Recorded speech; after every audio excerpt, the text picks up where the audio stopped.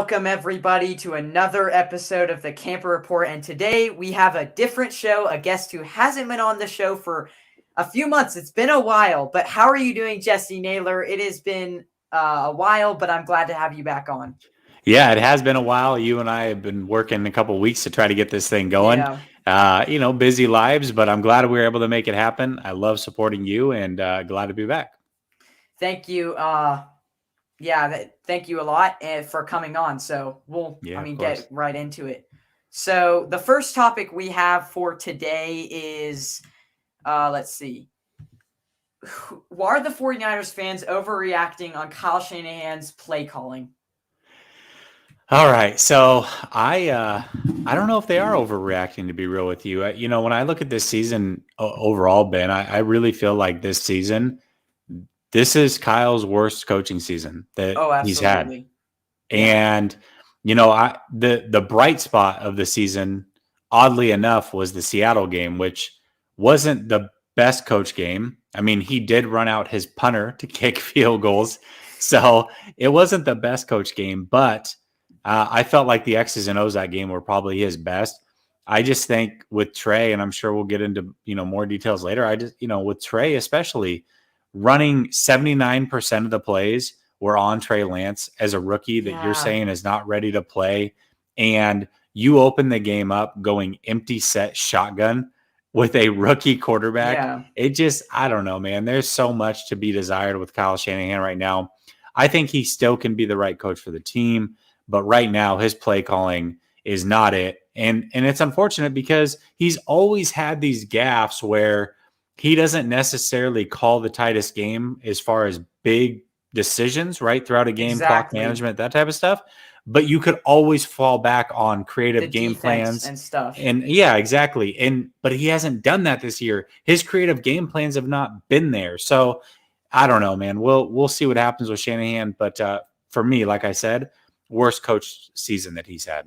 Speaking of the game plans, like that one year when in I don't want to bring up 2019, but the Cardinals, the first time we played them in Arizona, that game was kind of a shootout. But we were able to come off of it and kind of we were able to beat them in the end. And same with the other Cardinals game in 2019. So if you're looking at seasons like that, we shot the Saints, we outcoached them. So it's a lot different to see Kyle Shanahan like that. Yeah, I mean, he's supposed to be a genius. So the fact that it hasn't panned out for him this season, it's interesting to say the least. But hopefully after the bye week, they're able to get back on track, and he's able to get back on track. And I don't want to put this upon anyone, but this kind of reminds me of the Doug Peterson last year with the Eagles, just all out. I don't want to do, but doesn't that kind of bring back Yeah, it does. Listen, it sucks to bring up, right? And we don't want Shanahan fired or anything, but it does have those kind of vibes to it. It really does. Yeah. I mean, you've got the veteran quarterback, half the team wants the rookie, the veteran's not playing so great, they're not winning games. Winning masks everything, and right now they're not winning. Yeah, and he lost. I mean, same with now. I'm not saying LaFleur was that important to this team, but maybe he was, because Doug Peterson lost his offensive coach, and that was key. Or it could just be that the league is catching up to him, which I don't think so, because his dad was a person who was so good for so long. So how could that be the case where the league is catching up to him? You'd think he'd have enough, but yeah. So yeah, the league is going to catch up to you, and they're going to make adjustments, but usually he's able to make adjustments above and beyond that. And it's interesting because the play calling started out really vanilla, and I think everybody's thought was, well, Kyle does this. The first couple of games he starts out a little slow. He runs plays to set people up for later in the year, and then we saw game 3 and 4 and 5, and it didn't get any better. And so that's where the issue is. But like I said, they've got a bye week. The bye week at the beginning of the season seemed like it was at a bad time, way too early in the season. Right now, it seems like it couldn't have come at a better time. Yeah, exactly. That's a very good point, because I feel like the bye week, you kind of have time to reevaluate your team, and Yep. that's very important. I think, like you said, it came at the right time because this is a time when we're on a 3-game losing streak. You've got coming off of 2 out of 3 games that you really should have won. The defense was impressive, but you kind of need to get healthy. Obviously, George Kittle's out. So you kind of need a game plan without George Kittle. And I feel like with a week, like it's hard to replace, even though George Kittle hasn't had a great season, it's hard to replace George Kittle. So you have to game plan around guys like that. I don't think a week's enough. So it's going to help a lot. Yeah, I agree. I agree with that. So, and that's a good segue into our next topic. Let's see here. Is there any fix? Yes. Is there any fix for the 49ers slow start in games?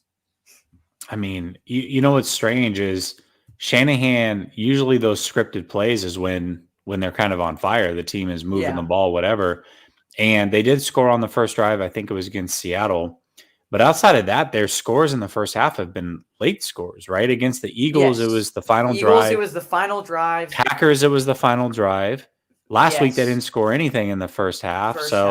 They did leave points on the board. But yeah, it's interesting. Like, usually those scripted plays are when Shanahan's just on fire. Yeah. That hasn't been the case. I think that's where it starts, right? Shanahan really has to be in his bag early on with those scripted plays. And as long as he can do that, then I think that this team, if you score quick and then you get like a 3-and-out situation and you get the ball back quick, that's usually a good sign for the team. And maybe that can be enough to get the ball rolling. But it's all going to fall on Shanahan. It really is. The quarterback at this point doesn't matter. It's on Shanahan. And I think another thing is just run the ball more. Elijah Mitchell was doing so good, and you only run it with him 9 times. And here's the thing. If you look now, I'm not trying to be a person if this, if that, but if you look at it, first drive, we could have had 3 points. Wasn't it 4th and down that we went for? And Joey Sly has a big leg. It would have been like a first or second drive. It would have been like a 45-yard field goal, right? Yeah, I want to say it was a second drive. The first drive Lance threw that interception. Oh, right. Okay, good. Okay. So you've got that, and then you've also got like the tons of times we went for it on 4th down, but I feel like we could have trusted Joey Sly a lot more. Mm-hmm. Maybe that's a trust issue with the kicker since he's 1 week on. But he trusted a punter to make kicks the week before. That's the crazy thing. I know. And I love Robbie Gould, but quickly going to something else real quick. Why didn't we sign Joey Sly? Like, I think he's almost better than Robbie Gould at this point. The thing is Robbie Gould is supposed to be super accurate, and his accuracy's gone down a ton the last couple of years. And so now you've got a kicker that can't kick past 48, and he's not accurate in the short kicks. It seems to me like it's probably time to possibly move on if you can. Yeah, and I mean, they just signed him, but you could probably do something with that. I do think that the slow start, I mean, again, that's another 3 points. And then what? There was a few times in the game, a goal line stop there with Trey Lance. So those are all things that really factored into this game where it was tough. I mean, Ben, get this to start the third quarter. So here's how their drives in, and I've got my show in like a half an hour, and I'm going to talk about this. But here's what happened. So they had the second quarter where they got stopped on the goal line. The very next drive, they had their only 3-and-out of the game. That was the Mohamed Sanu drop on 3rd down, right? So that's how they ended the half on offense. They started the half going on a 7+ minute drive where they gained only 18 yards, Ben. Because what happened was, 7 minutes, 18-yard drive, and it was a 12-play drive. What happened was twice they got themselves holding penalties on 1st down that put them in 1st and 20. They had a holding penalty on a 2nd down that put them at 2nd and 25. They had a sack. Trey Lance converted these long third downs, and even a 4th and 5, but they kept getting pushed back. So to keep the ball for 7 minutes and go 18 yards with no points, that's the craziest thing. It seems impossible, but it's what happened. That's a good point. I remember at one point in the game, I was like, 2nd down, it's a run, 1st down. Oh, wait, penalty. It was so bad. It was crazy. And then it would be like 3rd and 15. Can Trey Lance do it? dime over the middle to Ross Dwelly. And it was just right. like, that game was full of anxiety. Like, I have never, that in the Seahawks game, I'm like, can we do it this time? Nope. Like, it was hard. It was a tough game. But speaking of the offense, the defense played really well the last two, I would want to say 2 to 3 games. That's the main reason why they were still in the Green Bay Packers game, because they were able to get a few stops. Now, that defense wasn't great in the Green Bay Packers game, but the topic is DeMeco Ryans the best coach on the team? Man, right now it sure does feel like it, which is crazy, right? Because so my whole thing with D'Amico Ryans this year is he was a first year defensive coordinator, and I expected that there would be games where he coached really well, but he wouldn't necessarily be able to keep that up throughout the season because it's tough to make adjustments. Not only is he the best coach on this team right now, Ben, he is probably a better defensive coach, at least early on, than anything that Saleh showed. The way that they contained what was it? I think the stat was 27 rushing yards they gave up to Kyler and Russell Wilson combined. That is way better than Robert Saleh would have never done that. Never done that. And Saleh really did some good things. I don't want to take anything away from Saleh, especially that last year with those injuries. But D'Amico, I feel like, is on a whole different level. Like, he's really, really good. It could be from D'Amico playing football, actually. Go ahead. No, I think that's a great point. He was a middle linebacker. He's got arguably the best middle linebacker in the game right now to basically be his eyes and his coach on the field. And it's working out really well for him. I'm really happy with what D'Amico Ryans has shown. And even the games where they gave up a lot of points, people wanted to blame the defense. When you're playing Hall of Fame caliber quarterbacks, chances are you're going to give up 30. You have to figure out a way to outscore them. And that's on Shanahan right now. That's true. And you took the words at the beginning. You took the words right out of my mouth, because I was talking to my brothers, and one of them said, D'Amico Ryans, like, remember Kyler Murray in his early years, Russell Wilson, Robert Saleh, that was a huge problem. Like, they would scramble out all the time, and we just didn't see it. And it's like he's doing it with arguably worse corners. Now, maybe not. He's doing it with arguably a worse defensive line. He's doing it with lesser pieces. So it's so interesting to see, because he's doing it with arguably a little bit worse defense, or maybe a lot worse. Who knows? And so it's like, yeah, it's very encouraging to see. We did not expect this out of D'Amico Ryans. And I mean, right now he's looking like he's the best, but it's a little too early to make assumptions. If the season turns around after this bye week and we end up barely making the playoffs, I think a lot of people will maybe take the heat off. But D'Amico Ryans is the only, and it's same with the Packers game. Well, maybe not the Packers game, but the Seahawks game and the 49ers game. That is the only reason why we are in this game. Sorry. Cardinals game and Seahawks game. Yeah, absolutely. Absolutely. And D'Amico's doing everything that you could have asked for, dreamt for, and he's going above and beyond. So that offense has to pick it up. I know. And it's just so sad to see, because you're in games and you're like, this team just made another huge shot. Like the takeaway from Deontay Johnson. Deontay Johnson, I'm sorry, but he finally does something right, and we can't convert. I'm like, that's the end. I thought we were going to win the game at one point. The team could be 5-0. They legitimately could be 5-0. That's the crazy part. And if we would have been the Cardinals, that would have been a huge win, because right now, in most people power rankings, including mine, they're like number 2 behind the Bills. So, right. Yeah, they're right there. Yep, you're right. Yeah. So, so let's see. We can go to the next 49ers, and then we'll get to some other NFL. That we have a few NFL topics, but let's just finish off the 49ers for today. Are the 49ers a playoff team? And if they aren't, what can they do to earn your trust? Man. Okay. Well, I looked at the rest of the schedule, and it's favorable, to say the least. I legitimately could see a scenario where the 49ers win 11 games this year still.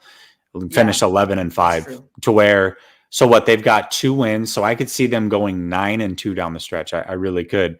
The schedule is that favorable. That being said, usually you lose a game that you don't expect. So my full expectation for this team is 10-7.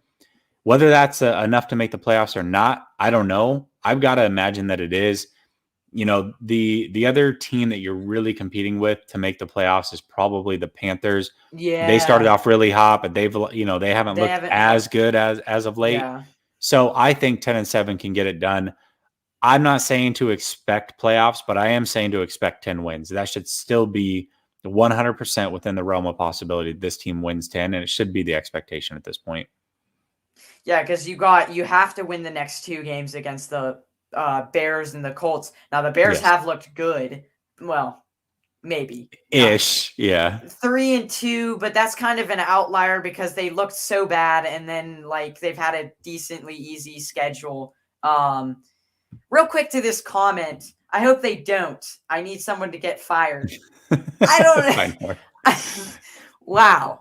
That's a lot for right now. I don't know. I don't know at this point. Maybe I was pretty mad today, but maybe like if it's week 12 and we still haven't done anything, yeah, we're going to start thinking about that. But for sure. And so to answer the question, I would say the 49ers there needs to be better play calling, as we've said. I would say Trey Lance, obviously, a lot of people have said give him the best chance to win. But another thing that, okay, George Kittle's going to be injured, right? But another guy that could significantly help you, if he still is what we think he is Brandon Ayuk. Like, that guy could give you another 90 yards in the air every week. And really, that was key. I mean, against the Patriots last year, he's a downfield threat that we currently at this moment don't really have that much of. So that could be another guy that you could incorporate him at least a little bit into the system where you're getting him 5 targets a game, Yeah, listen, I think he's a viable option. Obviously, he was a first-round pick. I get Debo's having an amazing season, but there's plenty of catches to go around. Plenty of catches, plenty of yards to go around. Ayuk definitely could get more involved, should be more involved. And quite frankly, Ross Dwelley's a pretty dang good player. The fact that they haven't gotten there, it didn't matter whether it was Kittle or Dwelley. They haven't gotten these guys involved really at all season. It's very strange, very, very strange. But Dwelley's good. Like he can be a bit of a difference maker. I mean, the guy's 6'6", strong hands, good catcher, decent route runner. I mean, he can be a safety blanket for sure. Him and Juice. And that's another thing. Cardinals game 2019, George Kittle goes out. We survive with Ross Dwelley scoring 2 touchdowns or something like that. Right. So why wouldn't you do that again? Like, maybe you're saying 2019 vibes, but you're not even calling like you did in 2019. So yeah, you can't. I'm so done with the 2019 season. I wish it never happened. I swear. It was nice while it lasted, but it was fun it was definitely fun while it happened. But man, now it just seems to be this dark cloud hanging over 49er fans' heads. I know, it is quite.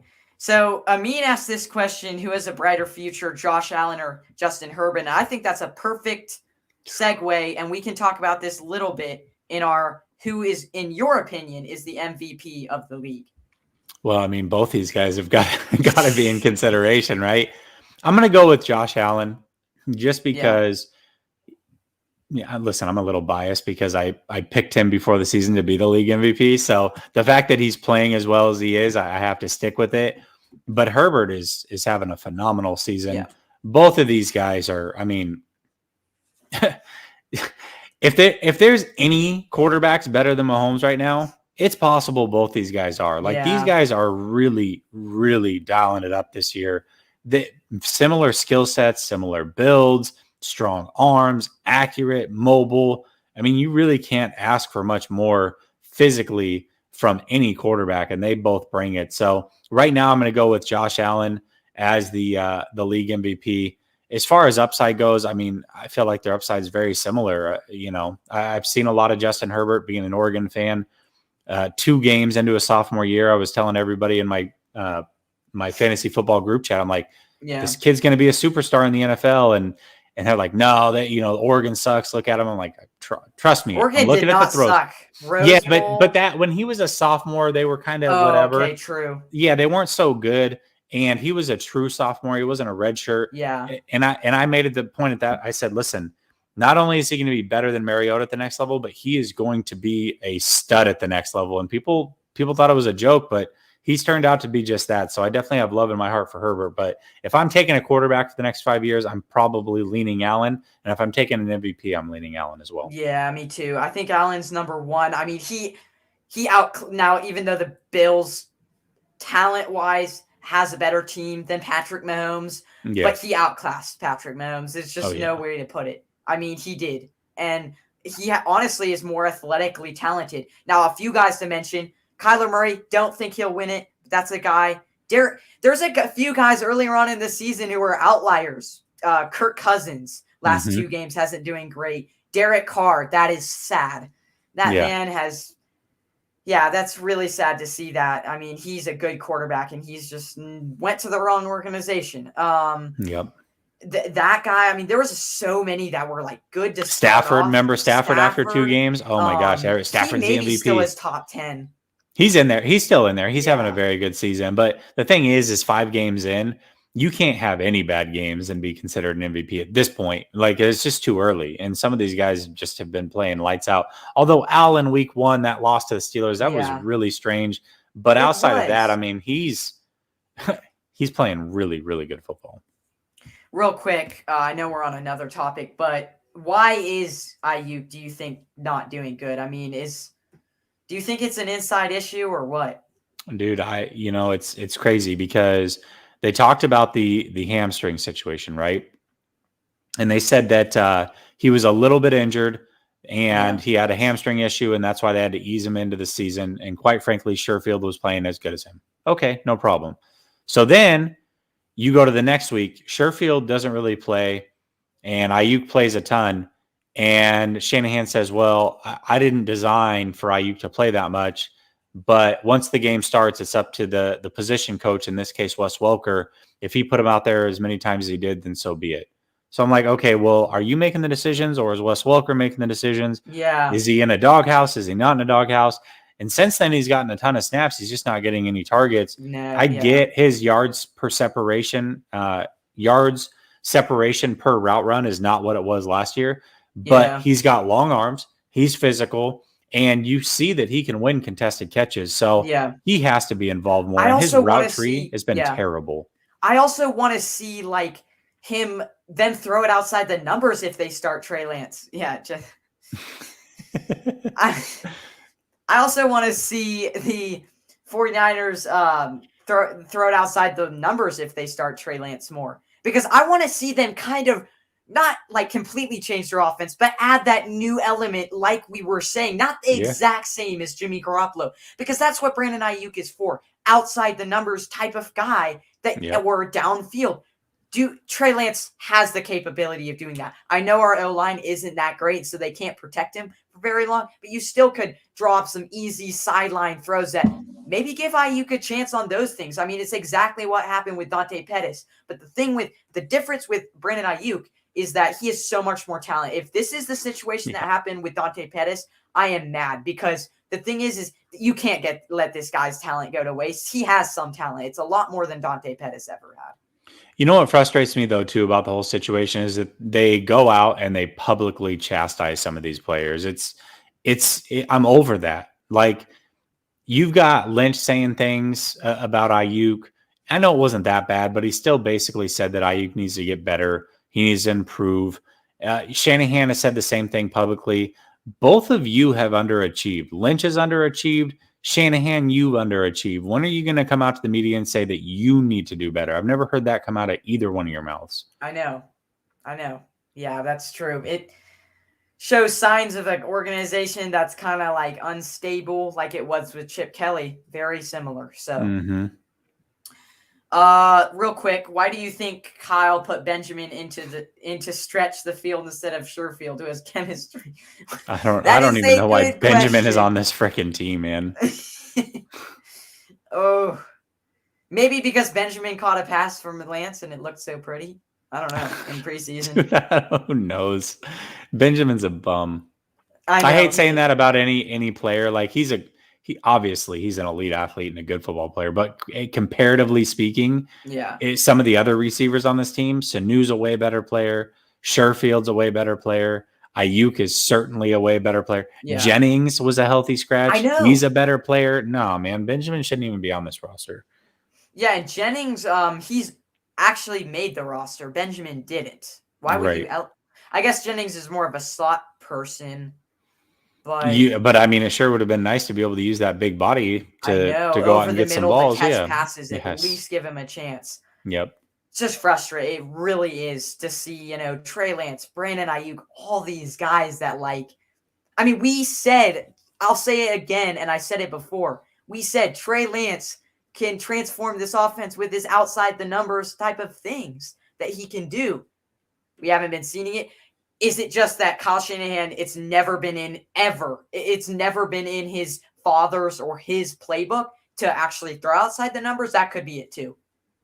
Yeah, I mean, comparatively speaking, I don't have the exact outside the numbers alone, but I can tell you this, 25% of Trey Lance's throws have either been beyond 20 yards or beyond 10 yards and outside the numbers. So 1 out of every 4 throws. Jimmy G comparatively is only 6.7%. So he, at least when he comes in, they're airing it out a little bit more, taking more chances. Now, has it been effective? I would argue probably not, but at least he takes those chances. Yeah, exactly. And do you think it's a little bit of Trey being conservative? Okay, here's the thing about Trey is he's conservative in nature. I mean, he protects the ball even in college. Yeah. He always, I mean, if he has an opportunity, he's usually going to take the shorter throw. That's just what he does. He's a conservative quarterback, which is crazy because athletically he should take chances, but mentally he plays a little bit safe, to where Jimmy's the exact opposite. Athletically and physically, he shouldn't take chances, but mentally he thinks he's a gunslinger sometimes. And it's like, dude, like when you choose to take chances, it's the worst time ever. And I mean, the only time I think I saw Trey Lance, at least in a 49ers uniform, obviously the interception, but put the ball, other than that, in harm's way was the preseason game against the Chargers when he almost got strip sacked. That was the only time, except that interception. Yeah, he plays it. I mean, he does. He plays it very safe. And the numbers show that. His turnover rate is, I think, 4% less than Jimmy's. So yeah, that's true. Okay, well, we will switch from the 49ers. It's obviously been a 49ers show, but we have to mix it in with a little bit of NFL. This is the team that was so good last year, and this year they kind of are in shambles a little bit. They are last almost. Who would have thought that? Through 5 weeks in their division. Are the Chiefs a playoff team anymore? Yeah, I think they are. It's really tough to count out Patrick Mahomes. Here's what I'll say though. This is the biggest difference. And the Chiefs have always been a team that doesn't commit to running the ball, which I think is a mistake long term. Mahomes is good. Mahomes is an MVP of this league, but you can only carry so much as a quarterback. It doesn't matter how good you are. So they have to figure out how to run the ball a little bit more. That's one. Number two, the one thing about their defense is it's never been good as far as giving up yards and points, but they're always very opportunistic. And so what they would do is they would get more takeaways than what they gave up. And that was enough for Mahomes to have more chances and ultimately win games. Their defense was never very good. Right, never very good. But they're not as opportunistic. And Mahomes has been turning it over at a higher rate. So the mix of the two means now other teams are getting more chances than you are. And in a shootout, that's the worst thing that can happen. They pass the ball 50-plus times in a game. Like, that's a regular thing for them. That's not winning football. It is a passing league. Yeah. It's an offensive league. But 50 passes is usually a recipe for a loss. I mean, can they still compete with the Bills? I don't think so. But let's look at it. I mean, let's go through the top teams. Chargers, could they still compete with them? I think so. Yep. Browns, well, the Browns maybe are a top team in the AFC. I think they could. Can you think of any other ones? I mean, I'm missing a few.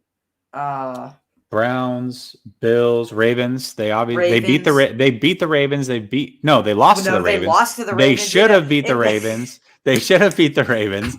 I'm just used to Yes. them beating the Ravens. You're right. They lost to the Ravens. Yes. They've beaten the Browns. They lost to the Bills, and they've lost to the Chargers. So Yes. really, they've But it was a close game with the Chargers. right. They That's the really should have thing. won that game. Yeah. See, that's the thing is they've been in these games outside of the Bills game. They've really been in these games. Yeah. And schedule wise, like let's be real. We just talked about the 4 top teams in the AFC. They've played all of them. So basically, you know, that's just the way that it's gone has for been them. A very hard stretch for the Chiefs. Yeah. But I think they are still a playoff team. For sure. But the Patrick Mahomes, I don't know what, but it's like the curse of the big contract, you know? It's like almost every player that gets it, like, unless you're really good, like Fred Warner, just saying, hasn't gotten injured yet, and he's been playing superbly. I mean, everyone, basically, except the really good ones, start to, like, play mediocre. But Patrick Mahomes, let's hope that doesn't happen to him, or maybe let's hope it does, because that's another serious factor out of the AFC. But as long as he doesn't get injured, I just don't want to see anybody get injured. No. But he can play bad if he wants. I'm cool with that. Yeah, I mean, yeah. Let's see. Oh, another team. That's a good one. Bengals. That's a sleeper team. That's definitely a wild card team. Yeah, you know, it's crazy because when you look at the 49ers schedule at the beginning of the year, that looked like an easy win. And now you're going, oh, no. The Bengals are pretty good. So we'll see. Chase, he is going to T. Higgins, Jamar Chase, Tyler Boyd. Yeah. But here's what I'll say. They cannot protect their quarterback, and the 49ers are going to be at Burrow's neck. So that's true. And Jamar Chase has won me a lot of fantasy games this year. Just saying. I picked him up off the waiver wire in 2 leagues because people were getting freaked out and just dropping him. And I pick him up, and now he's winning me fantasy games. Jamar Chase. He's playing really good football. Yeah. Well, he concerned a lot of people. Remember, he had that offseason comment like, I'm used to having white stripes on the ball, and it's hard to catch an NFL ball. And people are like, dude, you're a receiver. You got to catch the football. So people were like, oh, no, he's not going to do well. He had all those drops in the preseason. Well, he figured it out real quick. Yeah. Yeah, that's true. Pinor says they will be. They just aren't a Super Bowl contender this year. It's Bills versus Browns. I don't know about that. Yeah, I don't know about the Browns. The Browns do not look promising, especially the last few games. At the end of the day, it's still Baker Mayfield compared to a Josh Allen, a Lamar Jackson, a Patrick Mahomes, Herbert. Like he's just not on that level. He is. Yeah, he's not on that level. I'm sorry, he's just not. Yeah, it's a good point. That's a good point. Well, this has been quite a show. I know you got other places to go. So, Jesse, it has been a pleasure. Thank you, everyone, for watching. Go see him. I think you're on a show in 8 minutes or whatever. Yeah. So, in 10 minutes or so, we'll be over on the new channel. The old one got canceled. So, new channel, Last Second Sports. Still, you can find it if you search it on YouTube. So just head over there. We'll be there in about 10 minutes, talking Trey Lance, showing a little bit of film, and taking your guys' calls. So we'll see you over there. We'll see you guys later. And this has been another fun episode. It's been a pleasure, Jesse, and we will see you guys later. Thank you, brother.